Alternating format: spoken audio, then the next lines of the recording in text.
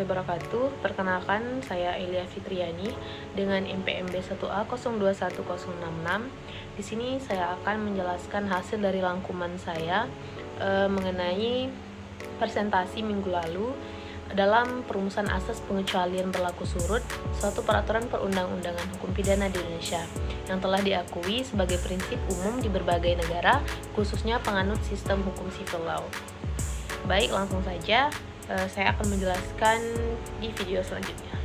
Baik, saya akan menjelaskan penjelasan yang telah disampaikan oleh saudari Anissa, yang dimana dia mengambil 3 negara pembanding. Yang pertama yaitu KUHP Thailand, yang dimana asas tidak berlaku surut ini terdapat di dalam pasal 2 buku 1. Yang kedua yaitu KUHP Polandia, yang dimana asas tidak berlaku surut ini bisa kita lihat di dalam pasal 1 yang berbunyi, pertanggungjawaban hanya akan dikenakan pada seseorang yang melakukan suatu perbuatan yang membahayakan masyarakat, yang diancam pidana oleh undang-undang yang berlaku saat perbuatan itu dilakukan.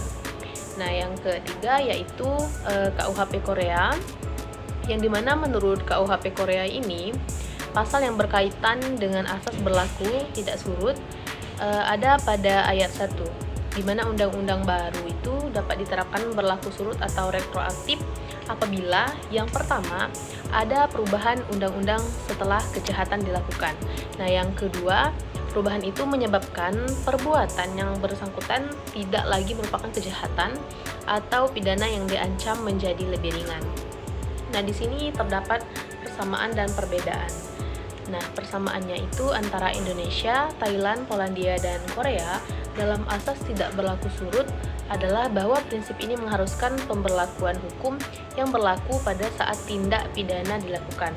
Nah, hal ini itu menegaskan bahwa tidak ada tindakan pidana yang dapat diterapkan tanpa dasar hukum yang diatur sebelum perbuatan dilakukan. Terdapat perbedaan terletak pada aturan dan sistem peradilan yang berbeda di setiap negara. Nah, yang mengatur penerapan asas ini dengan cara yang berbeda pula. Penjelasan selanjutnya yaitu yang telah disampaikan oleh Rangga. Yang pertama yaitu Jepang.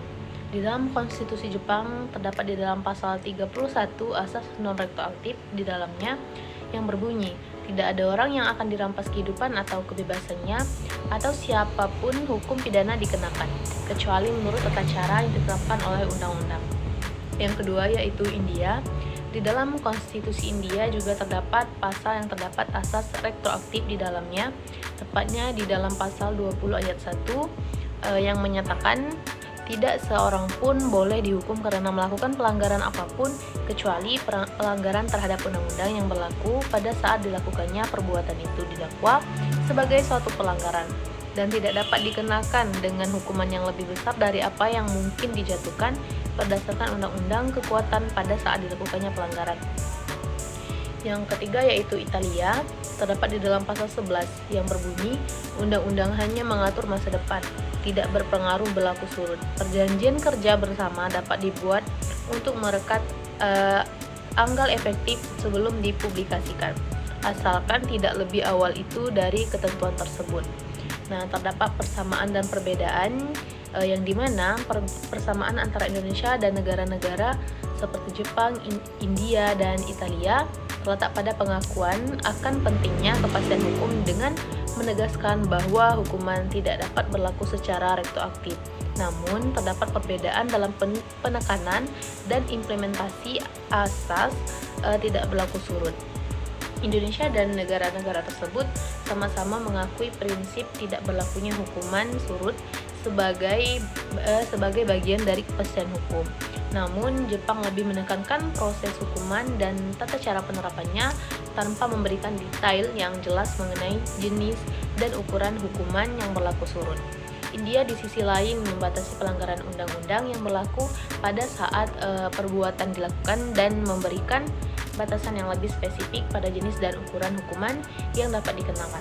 Nah, sedangkan Italia sementara juga menetapkan prinsip tidak berlakunya hukuman surut, memberikan penekanan khusus dalam konteks hukum sipilnya dengan memperbolehkan perjanjian kerja sama memiliki efektivitas mundur dalam batas waktu tertentu. Penjelasan selanjutnya yaitu yang telah disampaikan oleh saudari Dinda, Yang pertama yaitu negara Jerman, terdapat di dalam pasal 103 Grundgesetz atau Konstitusi Jerman 1949 yang berbunyi suatu perbuatan hanya dapat dipidana apabila perbuatan itu telah ditetapkan oleh undang-undang sebagai tindak pidana sebelum perbuatan itu dilakukan.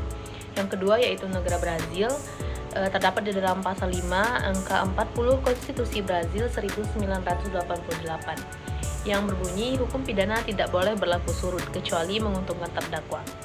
Yang ketiga yaitu negara Chile, terdapat di dalam pasal 19 angka 4 Konstitusi Chile 1980. Terdapat persamaan dan perbedaan, yaitu persamaan terdapat di dalam pengakuan dan penegakan prinsip asas tidak berlaku surut perlindungan terhadap individu dan pengaruh retroaktif. Perbedaannya yaitu terdapat dalam variasi penyebutan dan penjelasannya. Selanjutnya yang telah dijelaskan oleh saudari Rahma, terdapat sama 3 negara. Yang pertama yaitu Jerman, yang kedua Italia, yang ketiga Cina. Di mana asas tidak berlaku surut di negara Jerman ini diatur di dalam pasal 2 ayat 3 Strafgesetzbuch atau KUHP Jerman. Yang kedua di negara Italia itu terdapat di dalam pasal 11. Yang ketiga di negara Cina itu terdapat di dalam pasal 12 Undang-Undang Dasar Republik Rakyat Tiongkok. Dan terdapat persamaan dan perbedaan, yang dimana persamaan itu terdapat di dalam prinsip dasarnya, sedangkan perbedaannya itu terdapat di dalam pengaturan asas di masing-masing negara. Baik, selanjutnya yaitu penjelasan dari Eki, yang dimana yang pertama negara Cina, yang kedua Jepang, yang ketiga Korea Selatan.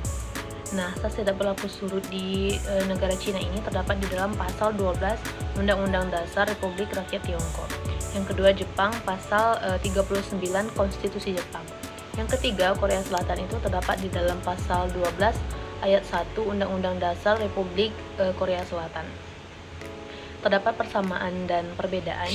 Persamaannya yaitu pengakuan pentingnya prinsip ini dalam menjaga keadilan dan kepastian hukum, dan perbedaannya itu tentang konteks sosial, budaya, dan sistem hukum yang berbeda. Selanjutnya yaitu penjelasan dari Indah Rapitasari. Yang pertama yaitu negara Jerman, terdapat di dalam pasal 2 ayat 3 KUHP Jerman. Yang kedua yaitu negara Perancis, terdapat di dalam pasal 3 Kode Penal atau KUHP Prancis. Yang ketiga yaitu Italia, terdapat di dalam pasal 25 Kode Penal KUHP Italia. Persamaannya yaitu terdapat di dalam prinsip dasarnya, yang perbedaannya terletak pada konteks hukum dan sistem peradilan. Selanjutnya itu penjelasan dari Abdian. Yang pertama yaitu Korea, terdapat di dalam pasal 1 ayat 1. Yang kedua Thailand, terdapat di KUHP Thailand pasal 2 aturan umum buku 1. Yang ketiga Polandia, terdapat di dalam pasal 1 KUHP Polandia. Terdapat juga persamaan dan perbedaan, yaitu persamaannya sesuai dengan peraturan perundang-undangan, sedangkan perbedaannya itu tidak ada pengertian perumusan. Selanjutnya yaitu penjelasan dari Anin, yang dimana mengambil 3 negara, yaitu negara Perancis, Belanda, dan Jerman. Nah, Prancis ini mengatur asas non-retroaktif di dalam pasal 8 Declaration des droits de l'homme et du citoyen tahun 1789. Nah, sedangkan Belanda juga menganut asas non-retroaktif yang diatur dalam konstitusi Belanda sendiri, Grondwet voor het Koninkrijk der Nederlanden 1815 pasal 16. Kemudian Jerman juga merumuskan asas non-retroaktif di dalam Undang-Undang Dasar Republik Federal Jerman pasal 103 ayat 2 yang berbunyi suatu perbuatan itu hanya dikenai pidana apabila perbuatan itu diancam pidana berdasarkan undang-undang yang berlaku sebelum perbuatan itu dilakukan. Terdapat persamaan dan perbedaan, yaitu persamaannya aturan-aturan hukum pidana tidak boleh berlaku surut, sedangkan perbedaannya itu diatur di dalam pidana formil dan material. Penjelasan selanjutnya yaitu dari Fauzi. Dia mengambil 3 negara. Yang pertama yaitu Kanada. Canada Constitution 1982 Part 1 Canadian Charter of Rights and Freedoms, Legal Rights Proceeding in Criminal and Penal Matters, yang dimana tidak boleh dinyatakan bersalah karena tindakan atau kelalaian apapun kecuali pada saat tindakan atau kelalaian tersebut dilakukan. Nah, tindakan atau kelalaian tersebut merupakan pelanggaran berdasarkan hukum Kanada atau internasional atau merupakan tindak pidana menurut prinsip-prinsip umum hukum yang diakui oleh masyarakat negara-negara. Yang kedua yaitu Gambia. Constitution of the Republic of the Gambia 1997 yang menyatakan tidak seorang pun dapat didakwa atau dianggap bersalah melakukan tindak pidana karena perbuatan atau kelalaiannya yang pada waktu terjadinya hal itu bukan merupakan tindak pidana tersebut, dan tidak boleh dikenakan pidana atas tindak pidana apapun yang dilakukan lebih berat derajat atau uraiannya daripada hukumnya. Maksimum yang mungkin dijatuhkan atas pelanggaran tersebut pada saat pelanggaran tersebut dilakukan. Yang ketiga yaitu negara Azerbaijan. The Constitution of the Republic of Azerbaijan, Section Fundamental Rights, Freedom and Duties, Chapter 3. Terdapat persamaan dan perbedaan, yaitu persamaannya perlindungan terhadap hak asasi manusia. Semua konstitusi yang disebutkan menegaskan bahwa hak-hak asasi manusia, terutama hak untuk tidak dituntut atas dasar hukum yang berlaku surut, adalah hak yang tidak dapat dikurangi dalam keadaan apapun dan harus dilindungi. Sedangkan perbedaannya yaitu penggunaan bahasa dan struktur hukum yang berbeda. Meskipun prinsip yang sama diakui dalam konstitusi tersebut, setiap negara menggunakan bahasa dan struktur hukum yang berbeda dalam menyatakan hak-hak tersebut.